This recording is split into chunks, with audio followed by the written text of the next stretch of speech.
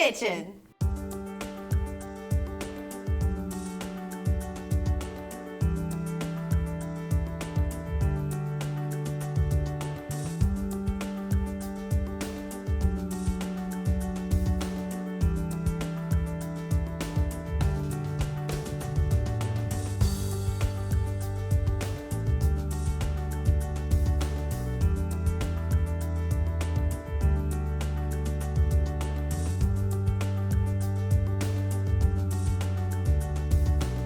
Welcome back to Extension in the Kitchen. We are so excited to have Courtney back on the show. Yeah. I know y'all have missed her as much as I have. Today we are going to do a special and delicious recipe that focuses on whole grains. Why are we doing whole grains?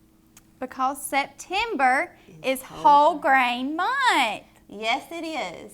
Whole grains are very important for a healthy diet, and we're going to talk about that today. But first, let's get started on our recipe. I'm going to tell you guys what all is in our recipe today. So first thing we need is our whole grain pasta. And how do you know if it's a whole grain pasta or not? What do we look at? The ingredients. Absolutely. So we'll let Courtney talk about that later. We also need olive oil. We're going to have some garlic cloves. We're going to show you how to mince those in a little bit. Mm-hmm. We're going to have 1 red bell pepper, zucchini and squash, 2 broccoli heads, carrots, basil pesto. It's right over here. Salt, pepper, crushed red pepper, and shredded Parmesan cheese. Check. All right.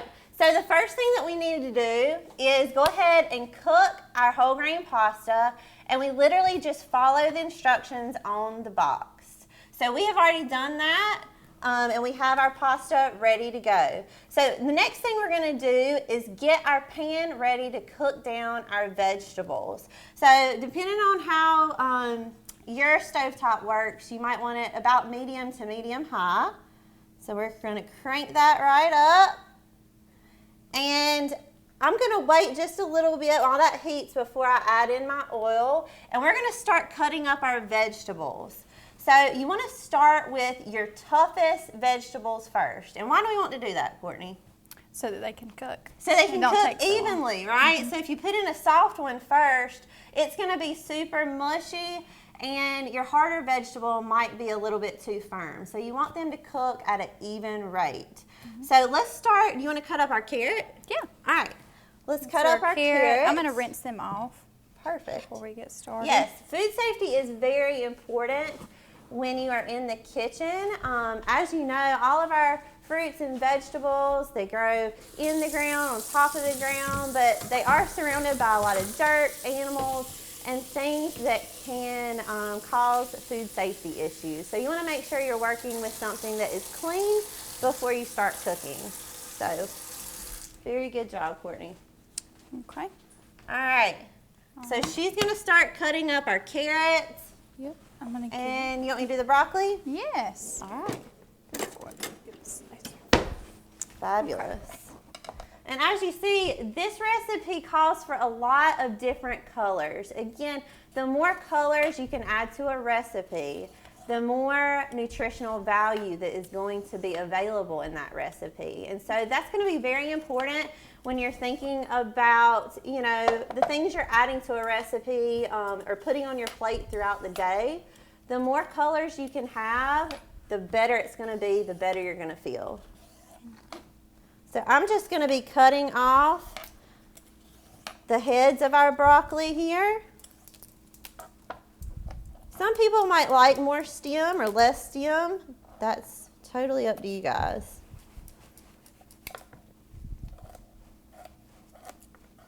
And what are you doing with our carrot over there, Court? I used a peeler to get the edges off kind of, and then I'm just kind of slicing it up now. Awesome.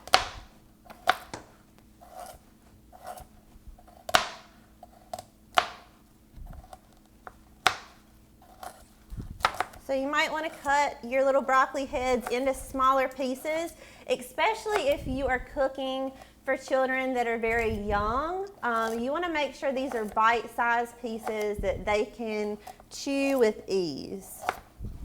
Do you have to do that with your little one? Make the pieces really small? Mm-hmm. We don't want any choking hazards. No. All right. Carrots done. All right. I'm just going to add these to our already cut up pieces.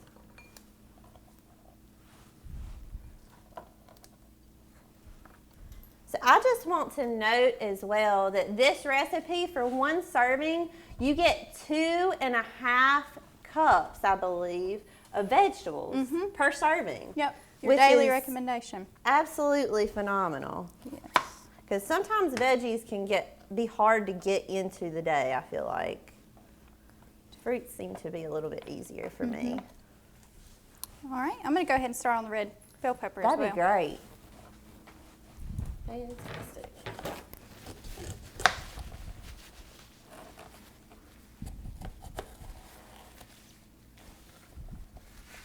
Okay.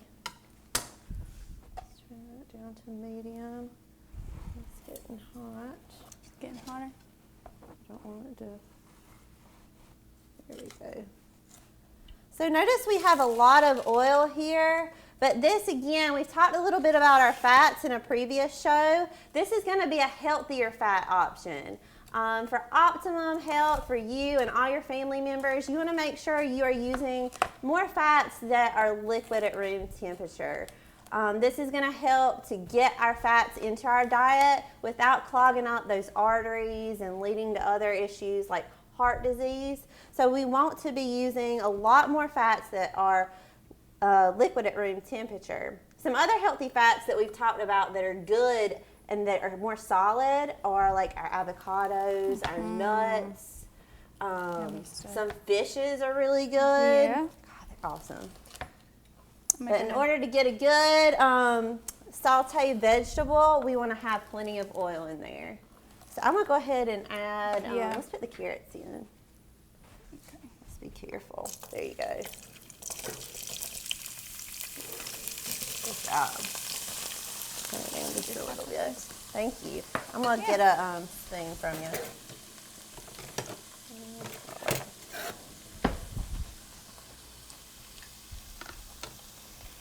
Okay, we'll add our broccoli. That's another pretty tough vegetable.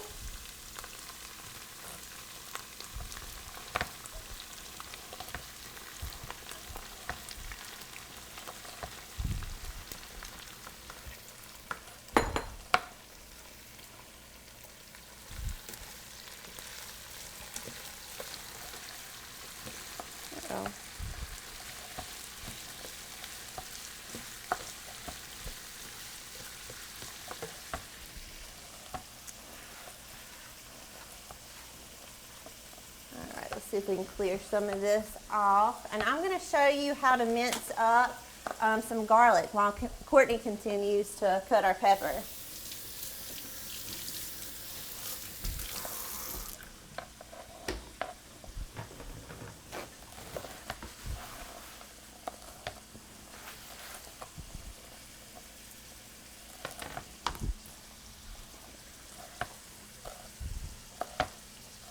Okay, so we already have some garlic cut up. I'm going to go ahead and add it. This garlic is going to be a nice flavor addition to the rest of our vegetables.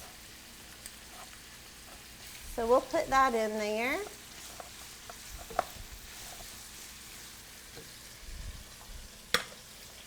All right, so this is 1 clove of garlic. And what we're going to do to get the skin off the garlic is just use your chef knife to put some pressure, and it'll loosen up those garlic skins so that they're easy to remove. Now, something I learned through working for Cooperative Extension is you really want to cut off the end of that garlic because that can add a little bit of a bitter taste. So we want to make sure we get rid of that. And I like to just cut off both of those ends for safety. I'm all about some safety.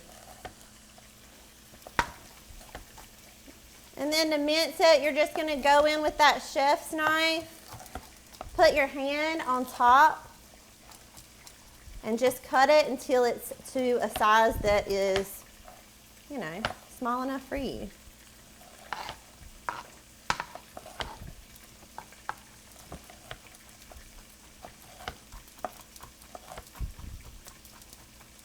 That was a pretty big pepper, wasn't it? I know. All right. I'm going to go ahead and put the peppers in.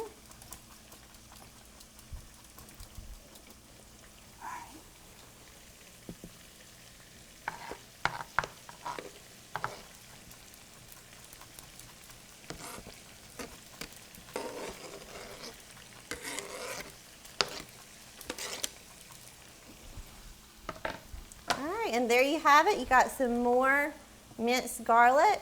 We'll add that right in.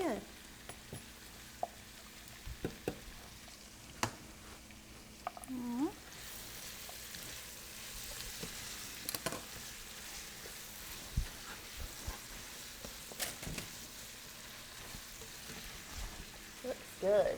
All right. Okay, I'm going to add some of our zucchini and squash in as well. Something to note about zucchini and squash right now is that it is in season, which means that the farmers are probably picking lots of it out of their gardens right now. The good thing about using more produce that's in season is that not only is it going to be fresher, but it's going to probably be a little bit cheaper to buy fresh as well. So we were really excited to see that these were in this recipe. And they add lots of color too. Mm-hmm.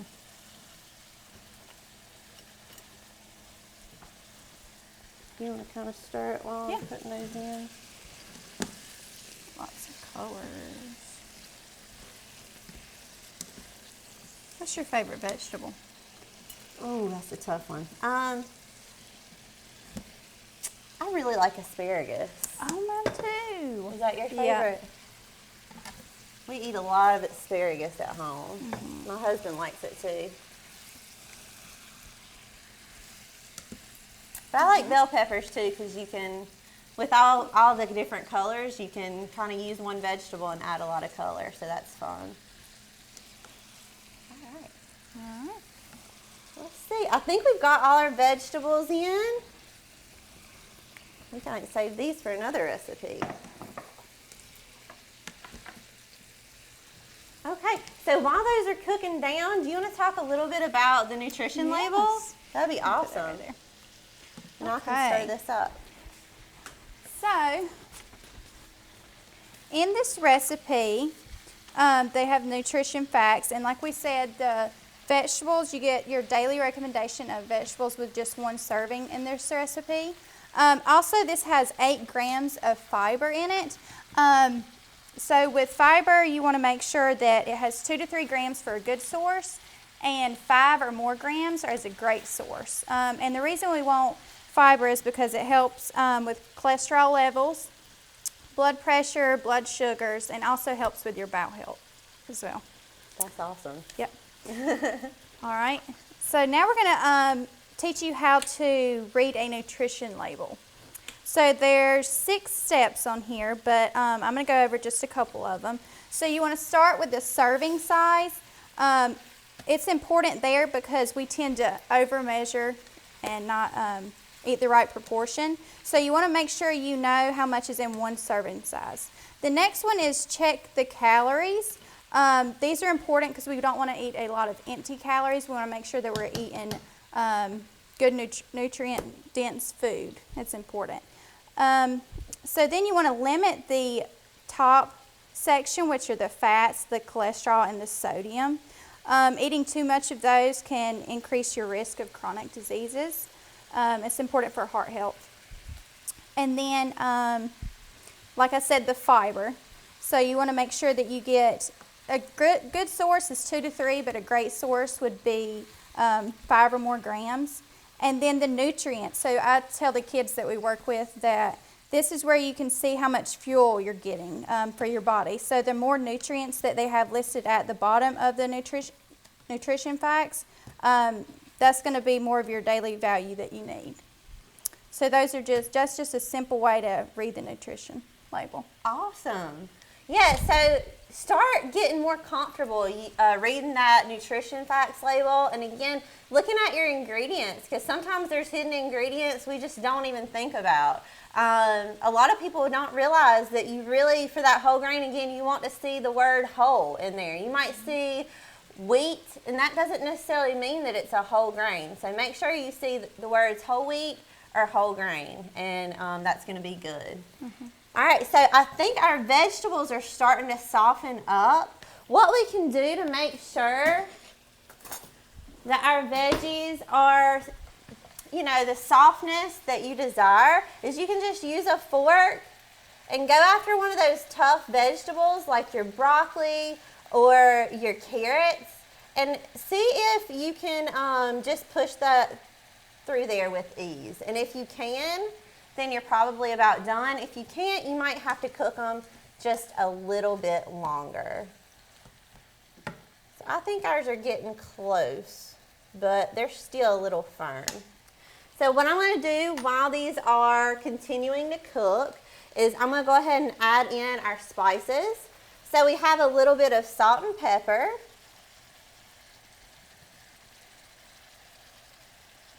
Now, if you're watching your salt, you can definitely cut the salt in half and save a little bit of that sodium for the day.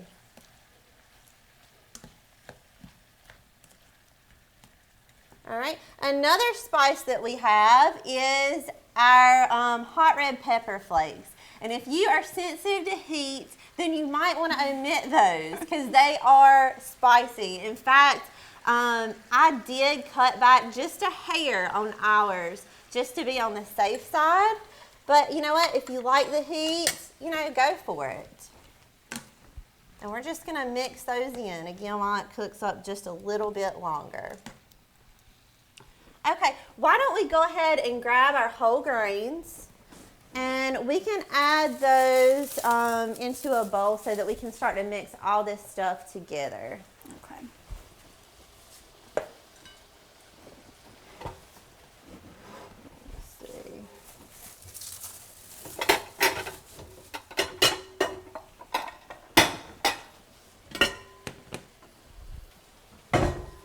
So let's just use half of those. We did cook the whole box. If you cook the whole box, guys, you can save it and make more later, or you know what, you can prep another recipe and you'll have some whole grain noodles ready to go. Mm-hmm. So let's put about half of those in our bowl.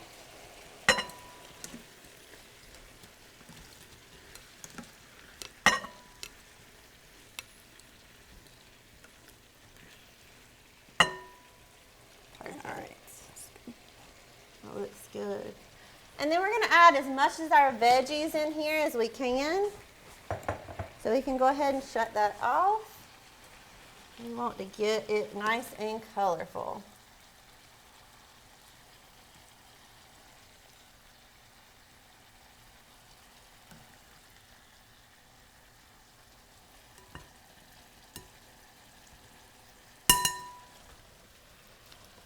Once I get these in here, we're going to add all that basil pesto. So go ahead and put that in there, Courtney. I'll let you add this. Smells delicious. Oh, yes. You could even add some extra fresh basil to it. I'm sure that would be good, too. Mm-hmm. All right, I'm going to take that off the heat. Okay. So that is literally about it. The last thing that you do with this recipe is you just sprinkle a little bit of, you can use fresh, shredded Parmesan or ground Parmesan, you know, whichever's fine. You might like another cheese a little bit better. Today what we did a little bit different is we went ahead and we made some sauteed chicken breast, so that we could add just a little bit more of lean protein into this recipe There might be another lean protein that you would like. I think shrimp would be really good in it too. Oh yeah. So we're gonna actually add some of this just for fun today. Even though surprisingly this recipe had a pretty decent amount of protein already in it from the whole grain. And then, will you sprinkle that on top for us? So now we got some dairy in there too. Lots of good food groups. All right. Beautiful. And that's it, guys. So we're really excited about this recipe. Again, September is whole grain month, so make sure you get those whole grains in, and you'll feel better. You'll feel better about getting some more of that fiber in, right? All right. Thank you for joining us today for our whole grain session, and we hope to see you back. See you later.